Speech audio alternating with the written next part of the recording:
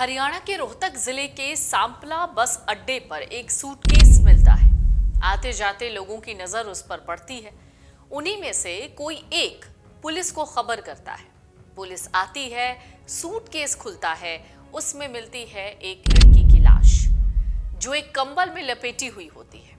आसपास एकाएक बहुत भीड़ हो जाती है। लोगों के लिए चर्चा का केंद्र बन जाता है।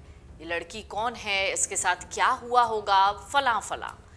फिर पता चलता है कि सूटकेस में जिसकी लाश थी वो थी कांग्रेस की नेता हिमानी नरवाल। इस कांड के ठीक दूसरे दिन पुलिस ने उसको भी पकड़ लिया जिसे हिमानी का हत्यारा कहा जा रहा है। उसका नाम है सचिन। सचिन एक मोबाइल की दुकान चलाता है, शादीशुदा है, 2 बच्चों का बाप है, लेकिन हिमानी से उसका क्या रिश्ता था? ऐसा क्या था जिसकी वजह से सचिन को हिमानी को रास्ते से हटाना पड़ गया? इस कहानी में 2 किरदार हैं, हिमानी और सचिन। वारदात की कहानी संबंधों का वीडियो और ब्लैकमेलिंग के इर्द गिर्द घूमती है। लेकिन क्या ये सच है? क्या ये उतना ही सच है जितना दिखाया या बताया जा रहा है? क्योंकि हिमानी के घर वालों का दावा कुछ और ही है। कांग्रेस पार्टी के लिए मेरी बेटी ने अपनी जान तक दांव पे लगा दिया। हमारी जाति दुश्मनी हर वक्त उनके साथ रहती थी। क्योंकि मेरी बेटी ने मतलब 10 साल से अपनी पढ़ाई को भी मतलब साइड में रख के घर की तरफ ना ध्यान देते, सिर्फ इलेक्शन के पीछे। और सिर्फ यही इलेक्शन और पार्टी मेरी बेटी की जान लेगी, क्योंकि उसकी दुश्मनी उसी के कारण बनी है।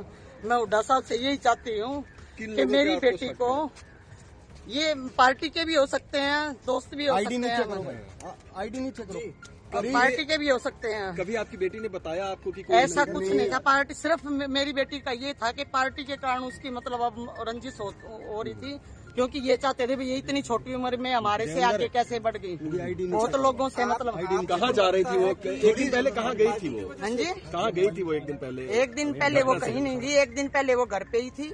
28 तारीख को भी वो घर पे ही थी, दोपहर तक। वो कहीं नहीं गई, वो जाने का मौका ही नहीं मिला। कोई पार्टी के भी हो सकते हैं जिनसे मतलब जिनको रंजिश थी के भी आगे बढ़ रही है।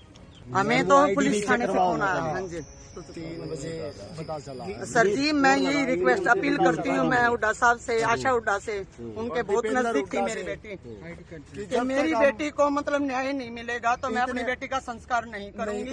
और मुझे न्याय मिलना चाहिए, क्योंकि मेरी बेटी ने मतलब अपनी जवानी, अपनी पढ़ाई, मेरी बेटी ने कोई पारिवारिक रंजिश भी थी क्या? क्योंकि आपके एक बेटे की भी कहते हैं कि रंजिश वो फिलहाल उसकी कोई वो नहीं थी। हमें वैसे डर के हम रहते थे, इस बात कारण ही मैं अपने बेटे को BSF कैंप लेके गई यहाँ से, भाई मेरा बेटा मतलब किसी के उसमें ना पड़े। पिछली बात हिमानी नरवाल की मां सविता ने रोहतक में पत्रकारों के साथ बातचीत की। आरोप लगाया कांग्रेस के कुछ नेता कम समय में नरवाल की राजनीतिक उभार के चलते उनसे जलते थे। उनके साथ उनका बेटा उस वक्त जतिन भी मौजूद था। सविता यानी नरवाल की जो मां हैं, वो कहती हैं कि ये पार्टी में कोई भी व्यक्ति हो सकता है जो उसकी प्रमोशन से, जो उसकी सफलता से जलता हो, और ये कोई और भी बाहर का हो सकता है। हिमानी नरवाल की मां ने यह भी कहा था कि उनके बड़े बेटे की कई साल पहले हत्या कर दी गई थी और तब भी उन्हें न्याय नहीं मिला था। तो हिमानी नरवाल है कौन?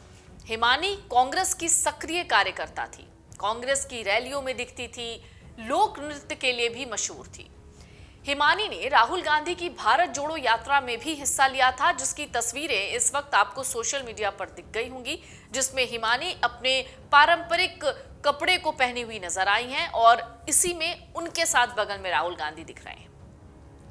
जब हिमानी की हत्या होती है और हिमानी का शव बरामद होता है तो यूथ कांग्रेस के प्रमुख श्रीनिवास बीवी लिखते हैं, युवा कांग्रेस में मेरे कार्यकाल के दौरान छोटी बहन हिमानी नरवाल रोहतक ग्रामीण की जिला उपाध्यक्ष थी। चाहे भारत जोड़ो यात्रा हो या फिर संगठन का कोई कार्यक्रम, हिमानी ने हर जिम्मेदारी बखूबी निभाई। रोहतक में हिमानी का शव एक सूटकेस में मिला। बर्बरता के साथ गला घोंटकर उसकी हत्या की गई। इस खबर पर यकीन कर पाना मुमकिन नहीं है। ये तो होगी श्रीनिवास बीबी की बात, जिसमें उन्होंने ये भी कहा कि किस तरीके से उन्हें ये नहीं भरोसा हो पा रहा है कि आखिरकार हिमानी की हत्या हो गई और वो हत्या किसी और ने की। पुलिस जब हिमानी की हत्या की जांच कर रही है तो पुलिस को यह भी पता चलता है कि इससे पहले हिमानी नरवाल के पिता ने आत्महत्या की थी। वहीं हिमानी के भाई की रंजिश के चलते हत्या हुई थी। बताया जा रहा है हिमानी के पिता ने पारिवारिक कारणों के चलते कई साल पहले सुसाइड कर लिया था। वहीं हिमानी के भाई की रंजिश के चलते मर्डर हुआ था। हिमानी अपने छोटे भाई और मां के साथ विजयनगर में किराए के मकान में रह रही थी। हालांकि उसका भाई और मां बीच बीच में नजफगढ़ चले जाते थे। हिमानी का जो आरोपी है उसका नाम है सचिन। वो बहादुरगढ़ के खैरपुर गांव का है। उसकी उम्र है करीब 32 साल। उसके 2 बच्चे हैं। उसने दरअसल लव मैरिज की हुई है। 10 साल पहले ही उसने ज्योति नाम की एक लड़की से लव मैरिज की। सचिन के जो पिता हैं वो पेशे से ड्राइवर हैं। वो खुद कनौदा गांव में एक मोबाइल रिपेयरिंग की दुकान चलाता है। अब तक आप समझ गए होंगे हिमानी नरवाल कांग्रेस की एक कार्यकर्ता, कांग्रेस की एक नेता, और ये जो आरोपी है सचिन एक मोबाइल की दुकान चलाता है। इसी आरोपी के 2 बच्चे हैं। उसकी पत्नी है ज्योति जो 4 साल के बेटे और 8 साल की बेटी के साथ 2 दिन पहले ही यानी हत्या से ठीक 2 दिन पहले मायके गई। आरोपी सचिन के परिवार में उसकी बहन और माता पिता हैं। आरोपी शादी के बाद अपने ही घर में माता पिता से अलग रहता था। छोटी बहन की शादी हो गई है। परिवार ने मीडिया से किनारा कर लिया। उस तरफ से कोई जवाब अब तक सामने नहीं आया है। फिलहाल पुलिस आरोपी से पूछताछ कर रही है। पूरे घटनाक्रम से जुड़ा एक सीसीटीवी फुटेज भी सामने आता है जिसमें आरोपी सचिन सूटकेस घसीटता हुआ दिख रहा है। अब ये वही सूटकेस है जिसमें हिमानी नरवाल का शव मिला। इस मामले में पुलिस ने तेजी से कार्रवाई शुरू की। 36 घंटे के भीतर मुख्य आरोपी सचिन को दिल्ली से धर लिया। सचिन और हिमानी की पहचान कैसे हुई, अब इसको भी समझने की कोशिश कीजिए। कहा जा रहा है सचिन और हिमानी की पहचान करीब 1.5 साल पहले फेसबुक पर हुई। ये दोस्ती धीरे धीरे इतनी बढ़ी कि सचिन हिमानी के रोहतक के विजयनगर के घर पर अक्सर आने जाने लगा। 27 फरवरी 2025 की रात को वो फिर से हिमानी के घर पहुंचा। रात भर वहीं रुका, लेकिन अगले दिन यानी 28 तारीख को दोनों के बीच किसी बात पर बहस हो गई। आरोपी सचिन ने दावा किया कि हिमानी उसे ब्लैकमेल कर रही थी, उससे लाखों रुपए की उगाही कर चुकी थी। हालांकि पुलिस अभी इस दावे की पुष्टि नहीं कर रही। पुलिस जांच के मुताबिक 28 फरवरी 2025 को दोपहर में ये विवाद शुरू हुआ। धीरे धीरे समय जैसे ही बढ़ा उसने हिंसक रूप ले लिया। गुस्से में आकर सचिन ने हिमानी को चुन्नी से बांध दिया। मोबाइल चार्जर की तार से उसका गला घोंट दिया। हाथापाई में सचिन के हाथ से खून बहने लगा जो हिमानी की रजाई पर गिर गया। सबूत मिटाने के लिए उसने रजाई का कवर हटाया, शव को सूटकेस में डाल दिया। इसके बाद उसने हिमानी की स्कूटी पर सवार होकर उसकी ज्वेलरी, मोबाइल, लैपटॉप ये सब लेकर बहादुरगढ़ भाग गया। हत्या के बाद सचिन ने शव को छिपाने का प्लान बनाया। उसी रात उसने करीब 10 बजे स्कूटी ली, हिमानी के घर लौटा, एक ऑटो किराए पर लिया, सूटकेस में शव डाला, वो सांपला पहुंचा। रात 10 से 11 बजे के बीच उसने सूटकेस को बस स्टैंड के पास फेंक दिया। अगली सुबह जब राहगीर वहां से गुजर रहे थे तब उन्होंने सूटकेस देखा और पुलिस को बताया। पुलिस की शुरुआती जांच में सामने आया सचिन ढिल्लू और हिमानी नरवाल के बीच पैसों को लेकर विवाद था। लेकिन सवाल उठता है, क्या सिर्फ पैसों के लिए इतनी बड़ी वारदात को अंजाम दिया गया होगा या फिर इसके पीछे कोई और गहरी साजिश थी? पुलिस इस एंगल से जांच कर रही है कि कहीं कोई इसमें पॉलिटिकल या कोई निजी रंजिश तो नहीं है। हत्या के आरोपी सचिन ढिल्लू ने पुलिस को यह भी बताया कि हिमानी उसे ब्लैकमेल कर रही थी। हालांकि अभी तक ये साफ नहीं हो पाया कि ब्लैकमेलिंग किस मुद्दे पर हो रही थी और इसका कोई ठोस सबूत भी सामने नहीं आया है। पुलिस ये भी जांच कर रही है कहीं ये एक झूठी कहानी तो नहीं है ताकि सचिन इससे खुद को बचा सके।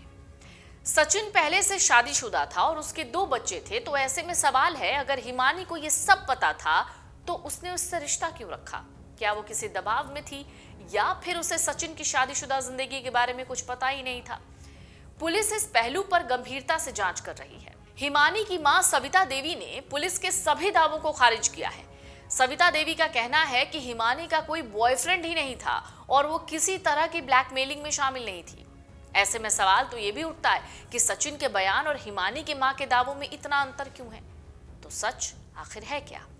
चलिए अब इस पूरे वारदात की टाइमलाइन भी समझाते हैं आपको। 28 फरवरी 2025 की रात हिमानी नरवाल की हत्या हो जाती है। 1 मार्च की सुबह सांपला बस स्टैंड के पास फ्लाईओवर के किनारे झाड़ियों में एक नीले रंग का सूटकेस मिलता है। इसमें हिमानी की लाश होती है।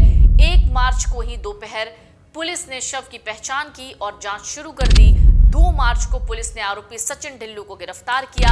3 मार्च को एडीजीपी के राव ने हत्या का खुलासा किया, लेकिन हिमानी की मां ने पुलिस के दावों को नकार दिया। अगर आप ये वीडियो YouTube पर देख रहे हैं तो हमारे चैनल को सब्सक्राइब कर बेल आइकन दबाएं और Facebook पर देख रहे हैं तो हमारे पेज को लाइक करें। 8 मिलियन प्लस सब्सक्राइबर, आपके इस भरोसे के लिए बहुत धन्यवाद।